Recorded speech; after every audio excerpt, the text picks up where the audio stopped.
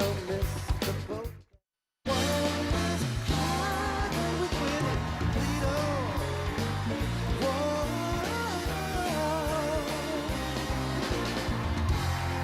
Alrighty, my first guest tonight, one of the most successful performers of all time. This Sunday, you don't want to miss her live Super Bowl halftime performance right here on NBC on Friday, February 3rd. Her new movie, W.E., opens in theaters nationwide. It's the first feature film that she co-wrote and directed. Like everything she does, people will be talking about this movie. Please welcome Madonna!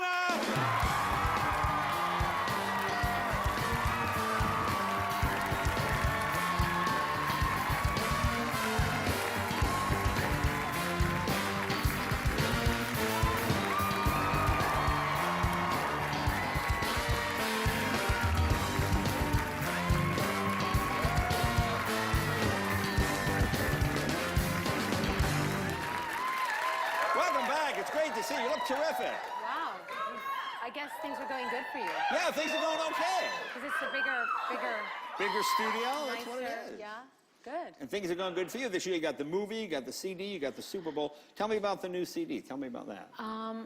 What do you want to know? Well, it's called MDNA. Yep. Now, we've been speculating around the office. Triple entendre. Yeah, is it Madonna? Yeah, that's one. Is it Madonna DNA? It's DNA. The DNA of M. Right. Yeah, let me break it down for you. Okay, go ahead.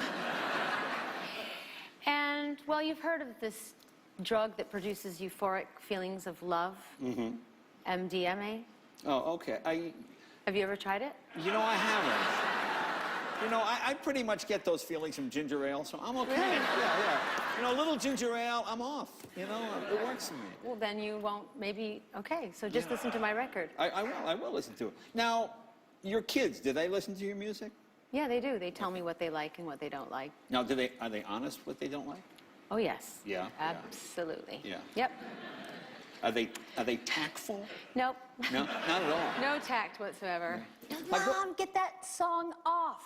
Really? Yeah. Mm-hmm. Wow. Now, how do you react to that? That's gotta be like a knife It's a through the little heart. hurtful. Yeah. Yeah. But they are honest, it's Yeah, true. all right. So it makes you stronger. But they have different, they all have different tastes, which is good. So some Right. of them like one set of songs, and my son likes certain songs, my daughter likes other songs. It's good. And then the little ones have favorite songs. Okay. So. Okay, doing the Super Bowl this Sunday. Can you share some details? Tell me about that. I can't imagine the pressure of doing that It is. gig. I must say it's the most nerve-wracking thing I've ever done. Okay. Super Bowl. Yeah, really. It's. I mean, the Super Bowl is like kind of the holy of holies. It's Yeah. the sacred show of America, right? It's like the Super Bowl. It's the Super Bowl. So, and I have to go on in the middle of that holy of holies and put on the greatest show that was ever put on before, right? Right. So that's no pressure. No. Now, Wait, and here's the crazy part. I have 8 minutes to set up the stage and 7 to take it down. I'm not sure why I got cheated on the other side, but... wow. As a stage performer, you do what you want, because that's what you do. But you come in, you do a TV, did they give you a list of rules? I'm sorry, no, you can't say that. Oh, no, we have to hear that song Well, before for you... sure, no nipples. Yeah, okay.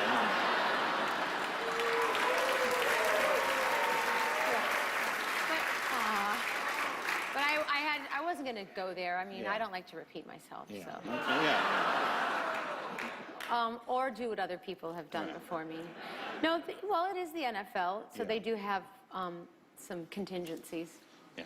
Do you get nervous on live TV? Is that A little bit. I'm Yeah. particularly nervous with a show like that because, for instance, they're playing football all day, so I don't really have time to do like a sound check. Right. Like, I can't. I just have to get in there like it's a little bit like a circus act. Get in Right. there, roll out my carpet, and put on my show and get back Yeah, off. and this is is this the international symbol for putting on a show? Is that what that is? Is that... Apparently you're doing Yes. some sort of Irish jig. Is that what you're going to do? Is that a little taste ahead there? Yes, there's a top hat. And, yeah.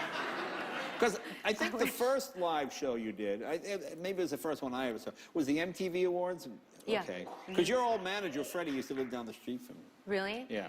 So. And he was like, he thought, oh my God, Apoplectic. yeah, because, about rolling around on the floor in the wedding dress, the whole deal. Yeah, well, here's what happened. I was standing at the top of a wedding cake, as one does, and I walked down these steps, which were the tiers of a wedding cake, and I lost my shoe. I lost my white stiletto. Right. And I thought, oh God, how am I going to get that? It's over there, and I'm on TV. So I thought, well, I'll pretend I meant to do this, and I dove onto the floor. And I rolled around, and I reached for the shoe, and as I reached for the shoe, the dress went up. And then the underpants were showing. Right. And I didn't mean to. No, but it became the greatest night in television history. Now, Yeah. But Freddie did say to me afterwards in the dressing room, he was white. He was white after he was so upset. And he said, that's it, you've ruined your career. really? Yeah. Now, how do you handle that? When your manager comes up to you after you've been on TV live and goes, Once. that's it, you've ruined your career, and you go, oh, okay? I mean, what do you say there? I don't know. I didn't even know that my butt was showing. I couldn't compute everything that had happened. And since I didn't really have a career yet, I didn't feel like I'd lost anything. Right. So, yeah, you can't lose what you don't have. Exactly. All right, look, we'll take a break. More with Madonna right after this.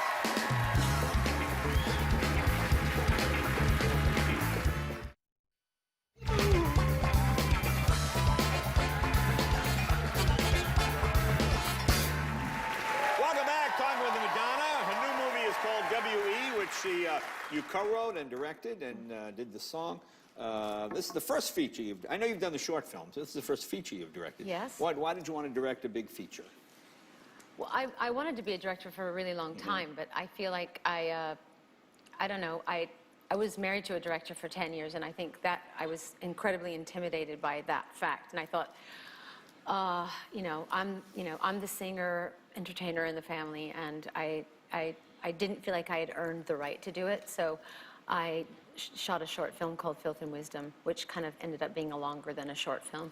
And then after that, I became completely obsessed with the story of Wallace Simpson and Edward VIII, and I decided I wanted to make a film about it. Yeah. Yeah.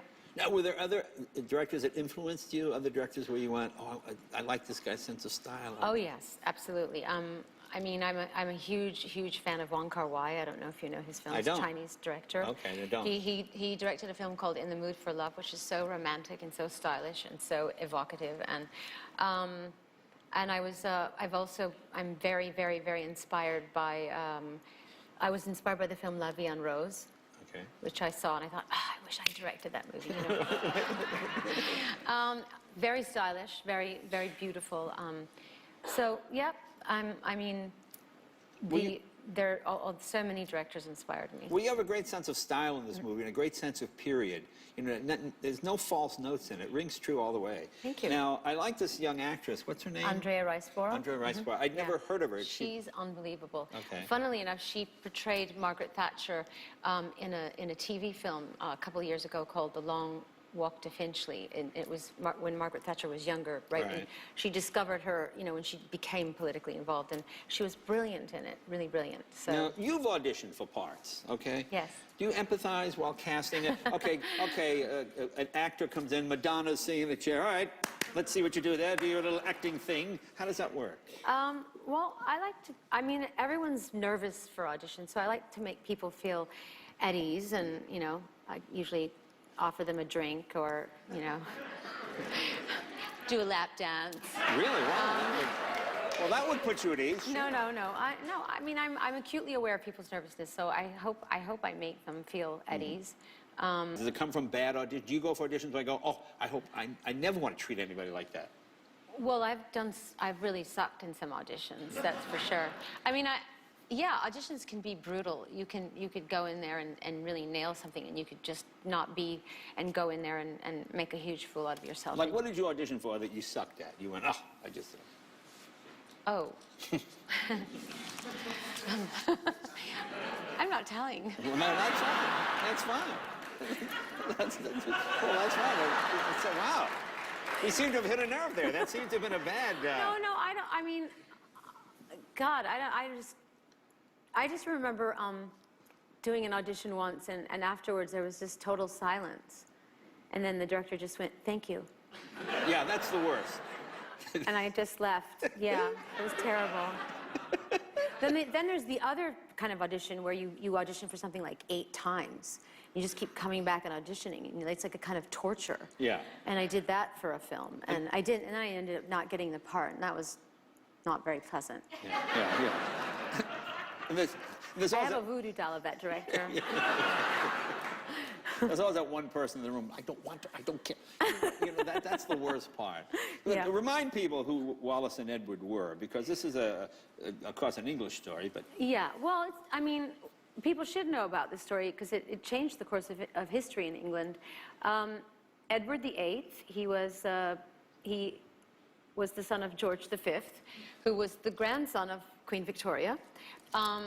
He became the king in 1937, and he was the king for almost a year. He abdicated, which is unheard of, because he was not allowed to marry an American woman named Wallis Simpson, who was from Baltimore, Maryland. She was twice divorced, which was an unspeakable crime in England at that time. Sure. Church of England was very against it. Apparently, a king could marry, or a prince could marry, royalty could marry a divorced woman, but only if her husbands were deceased. But both of her husbands were alive, so they said, and he just didn't want to take the throne without the woman he loved, which is a very noble act, I think. Well, there they are right there.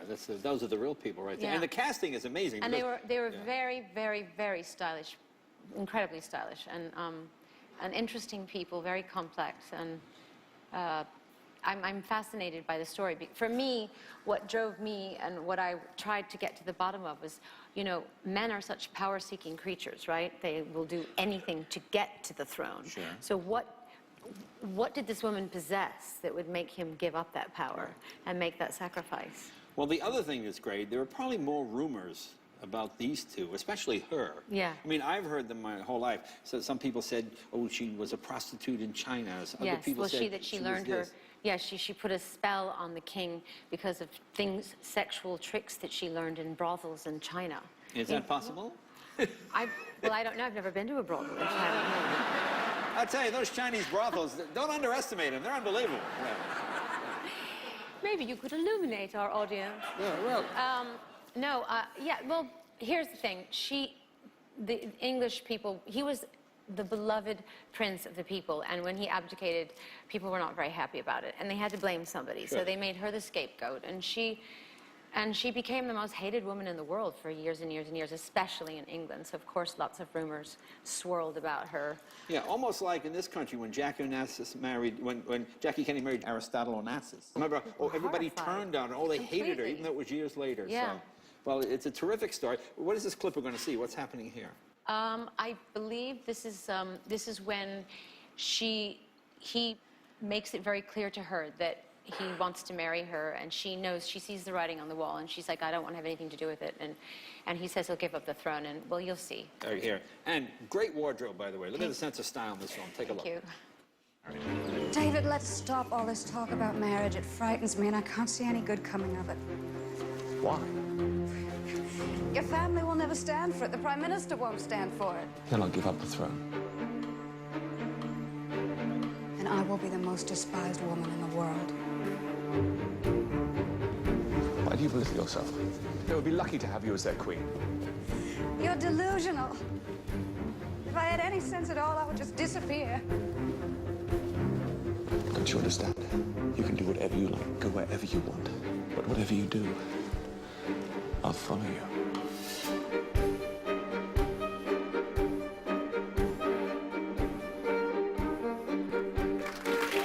All right, very good. WE in theaters Friday, February 3rd, and the Super Bowl this Sunday. Madonna, thank you very much. I know you got to go. Thank you so much. Be right back right after this. I got my first